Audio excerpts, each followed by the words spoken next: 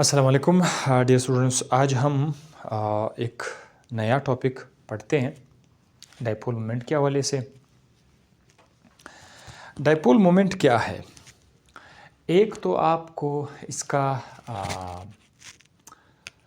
Concept देंगे और साथ ही साथ इसका फार्मूला भी बताएंगे, यूनिट भी बताएंगे। डाइपोल मोमेंट का पूरा कॉन्सेप्ट कि किस तरह डेवलप होता है, क्यों डेवलप होता है, किस तरह के मॉलिक्यूल में डेवलप होता है, और एक न्यूमेरिकल भी, इसमें छोटा सा न्यूमेरिकल भी मौजूद है, और साथ साथ आपको एप्लीकेशन भी बता देंगे कि इसका फ़ायदा क्या है। सो सबसे पहले आते हैं डाइपोल मोमेंट की तरफ। देखिए, डाइपोल मोमेंट को समझने के लिए आपको मुझे दो तरह के मॉलिक्यूल बताने पड़ेंगे। एक ऐसा मॉलिक्यूल जिसमें दोनों एटम्स एक जैसे हों, उसको बोलते हैं होमोन्यूक्लियर।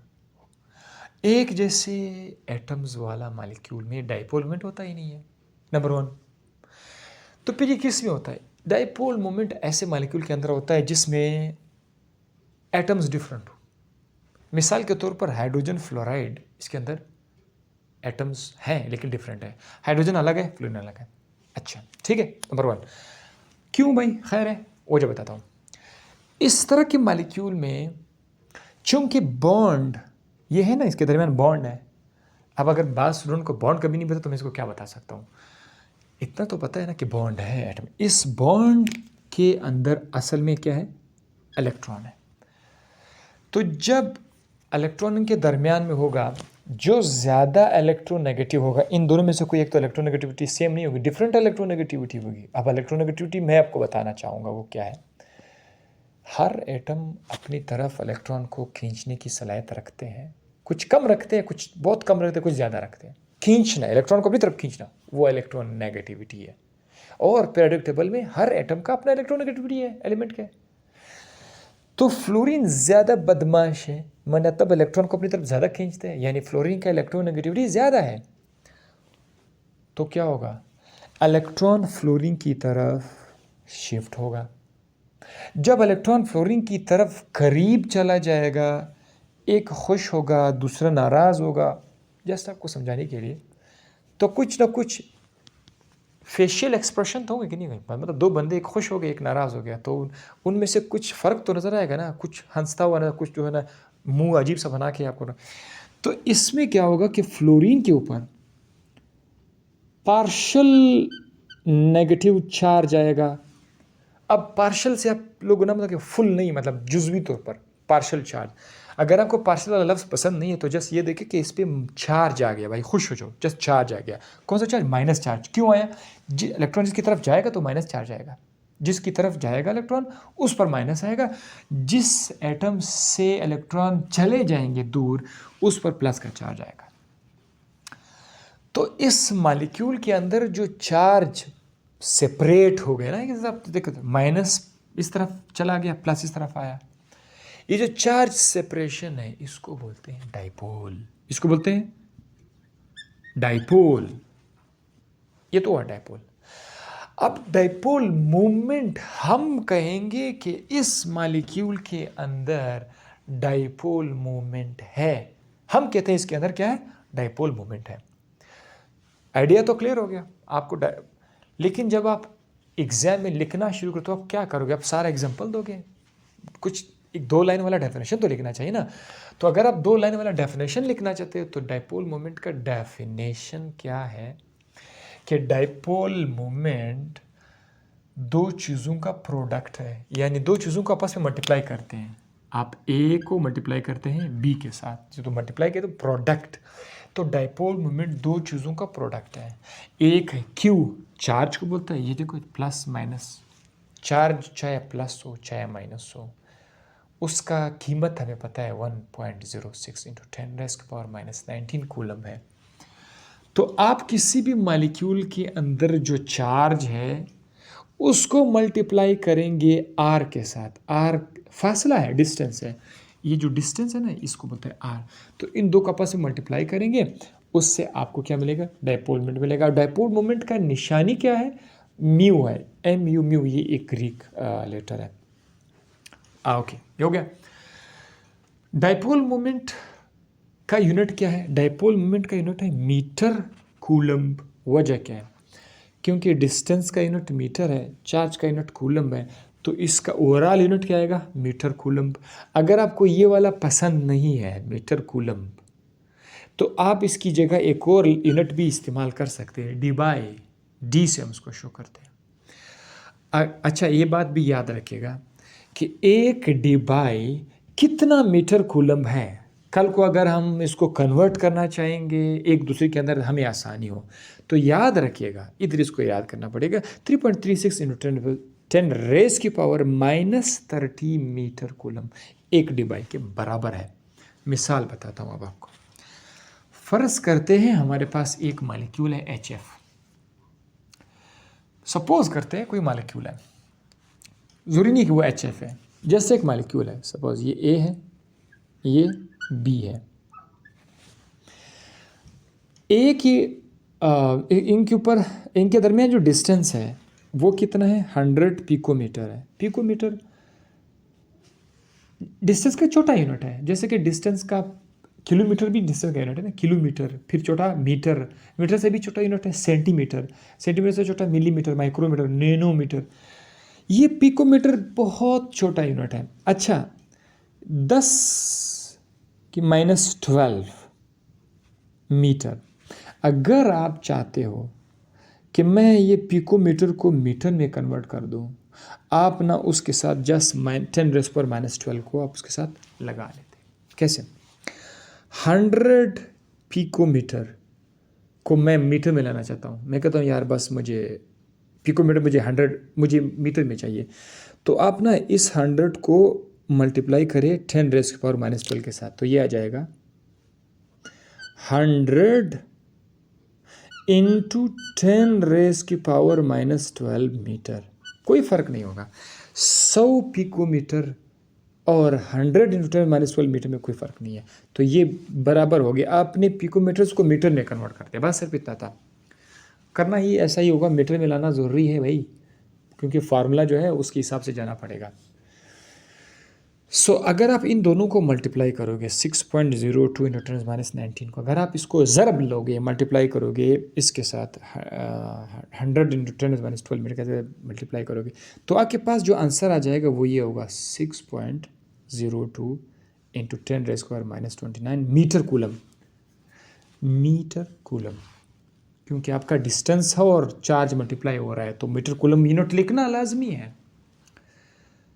अब ये आपके पास डाइपोल मोमेंट आ गया, खुश हो जाओ आप, हैप्पी, डाइपोल मोमेंट आ गया। लेकिन अगर आपको मीटर कूलम में डाइपोल मोमेंट नहीं चाहिए, आप कहते हैं मुझे डी बाई में चाहिए, डी बाई में, तो आप सिर्फ उसको डिवाइड करें 3.336 इंटू 10⁻30 से। ये आपको पहले से पता है, ये आपको याद करना पड़ेगा।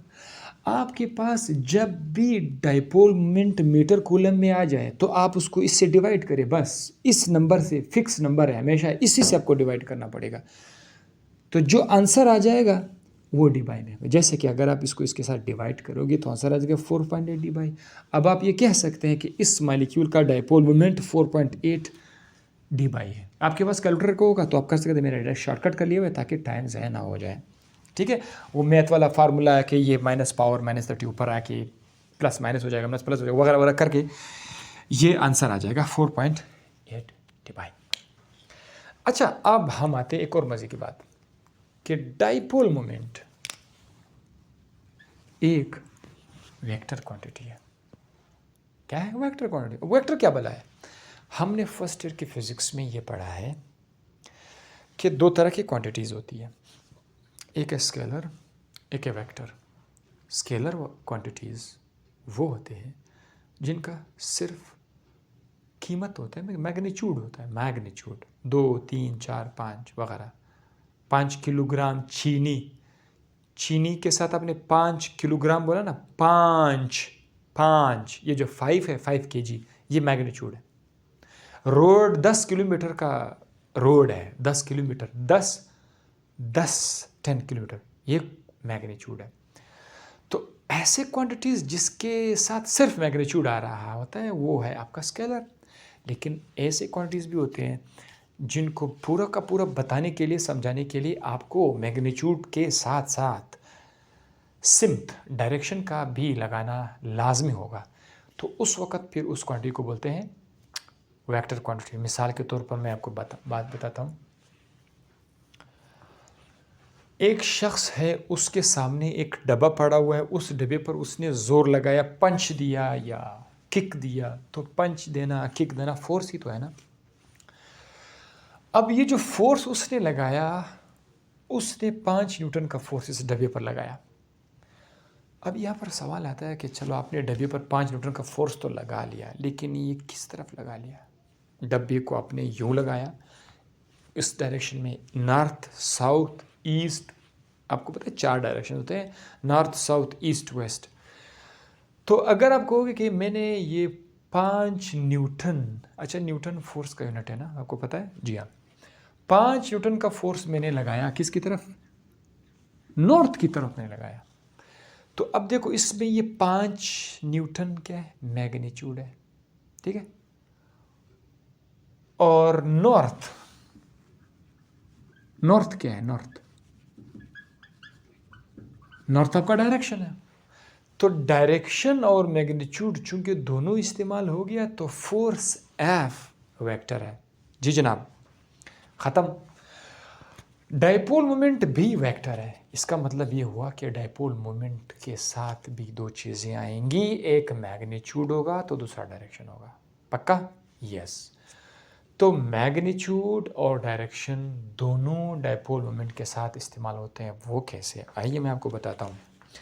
जब भी आप डायपोल मोमेंट लिखते हैं, ज़ाहिर है आपके पास एटम्स होंगे ना, कम से कम 2 एटम्स तो होंगे। मॉलिक्यूल होगा, 2 एटम्स होंगे। सपोज़ ये एक मॉलिक्यूल है, इसके अंदर हाइड्रोजन, ये प्लस मैंने जस्ट उसका न्यूक्लियस शो किया हुआ है। हाइड्रोजन का जो न्यूक्लियस है, सही है, सेंटर से प्लस का चार्ज है और फ्लोरीन पर माइनस का चार्ज है। आपने करना क्या है, ये पहले मैंने रिकॉर्डिंग की थी तो बहरहाल अभी दोबारा मैं कर रहा हूँ। इससे अपनी एक लाइन ड्रा करना है। लाइन का डायरेक्शन होना चाहिए, डायरेक्शन कहाँ से? प्लस से माइनस की तरफ इसका डायरेक्शन होना चाहिए। डायरेक्शन, जैसे मैंने कहा डायरेक्शन, तो ये लाइन आप ड्रा करोगे, इस तरह का डायरेक्शन आपने शो करना है। बाकी लाइन की जो लेंथ है वो आपको खुद ही मैग्नीट्यूड बता दे। वो मैग्नीट्यूड लाइन, उसकी जो लंबाई है लाइन की, लाइन छोटा बड़ा हो सकता है, वो उसका मैग्नीट्यूड हो जाएगा। लेकिन ये जो तीर का निशान आपने इसमें शो करना है। अब इसके अंदर डायरेक्शन भी आ गया, मैग्नीट्यूड भी आ गया, और ये डायपोल मोमेंट का बहुत ज़बरदस्त एग्जांपल है कि इस तरह से हम लोग डायपोल मोमेंट को शो करते हैं। अच्छा, ये हो गया आपका डायपोल मोमेंट। अब और क्या बताता चलें आपको? हाँ, अगर आप पीरियोडिक टेबल में जाके चेक कर ले, पीरियोडिक टेबल में अगर आप चेक करें, तो पहले मैं अगर आपको हाइड्रोजन के साथ हाइड्रोजन को मिलाऊं, सपोज़ ये हाइड्रोजन है, हाइड्रोजन को हाइड्रोजन के साथ मिलाऊं, तो इसका डायपोल मोमेंट बिल्कुल ज़ीरो आएगा। वो तो आपको पता है कि एक जैसे एटम्स वाला मॉलिक्यूल में डायपोल मोमेंट नहीं होता है, दोनों का इलेक्ट्रोनेगेटिविटी सेम है, माइनस करोगे तो आंसर ज़ीरो आएगा। अगर क्लोरीन के साथ हाइड्रोजन को लगाया जाए तो उसका डायपोल मोमेंट 1.03 है, और अगर ब्रोमीन के साथ हाइड्रोजन लगाया जाए तो 0.78 कम हो गया, और अगर आयोडीन के साथ लगाओगे तो 0.38 और भी कम हो गया। ग्रुप में आप पीरियोडिक टेबल, ये आपका पीरियोडिक टेबल है, आप ऊपर से नीचे आ रहे हैं। ऊपर से नीचे जब आएंगे, क्लोरीन की इलेक्ट्रोनेगेटिविटी ज़्यादा है ब्रोमीन से, उसकी फिर ज़्यादा है आयोडीन से। तो जिसकी इलेक्ट्रोनेगेटिविटी ज़्यादा है उसका डायपोल मोमेंट भी ज़्यादा है। इसको पॉइंट करके नोट करें अपने साथ। ज़्यादा इलेक्ट्रोनेगेटिविटी वाले मॉलिक्यूल की डायपोल मोमेंट ज़्यादा होगी। डिफरेंस जितना, तो डिफरेंस भी ज़्यादा आएगा ना। हाइड्रोजन का तो डिफरेंस चलो फिक्स है, अगर मैं हाइड्रोजन को 1 कर दूँ, फिक्स कर दूँ, ये बढ़ते जा रहा है, तो फिर इनका डिफरेंस तो चेंज होता जाएगा। तो इस केस में डिफरेंस ज़्यादा होगा, इसके डिफरेंस थोड़ा कम होगा, इसमें डिफरेंस और भी कम हो जाएगा।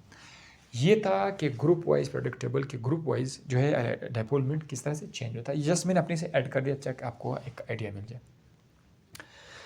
डायपोल मोमेंट हमें क्या बताते हैं? डायपोल मोमेंट हमें क्या बताते हैं? डायपोल मोमेंट 2 चीज़ें में बताते हैं। नंबर 1 कि किसी कंपाउंड के अंदर कितना आयोनिक कैरेक्टर मौजूद है। अब देखिए, हाइड्रोजन फ्लोराइड, मैं आपसे सवाल पूछता हूँ, क्या ये आयनिक है या कोवेलेंट है? तो आप परेशान हो जाओगे, यार पता नहीं है आयनिक या कोवेलेंट है। अगर आप ये डिसाइड करना चाहते हो कि ये आयनिक है या कोवेलेंट है, तो फिर आप जाके डायपोल मोमेंट की हेल्प ले सकते हैं। डायपोल मोमेंट की वजह से हमें पता चला कि HF के अंदर आयनिक कैरेक्टर भी मौजूद है, कोवेलेंट भी मौजूद है, लेकिन जो ज़्यादा कैरेक्टर है वो कोवेलेंट कैरेक्टर्स के अंदर मौजूद है। तो ये मैं आपको नेक्स्ट तफसील भी बता दूँ कि कैसे, ठीक है। सो डायपोल मोमेंट हमें बताता है कि किसी मॉलिक्यूल के अंदर आयोनिक करेक्टर कितना परसेंट है, 10% है या 100% है। दूसरा, किसी मॉलिक्यूल का शेप भी बताते हैं, शेप, ओवरऑल शेप बताते हैं, मतलब इसलिए हमारा बहुत बड़ा मसला हल कराया। मैं आपको ये भी तफसील बताऊंगा। पुराने ज़माने में लोग समझते थे कि पानी का जो स्ट्रक्चर होगा वो पता नहीं किस तरह होगा। वो समझते थे कि पानी का स्ट्रक्चर इस तरह होगा, इस तरह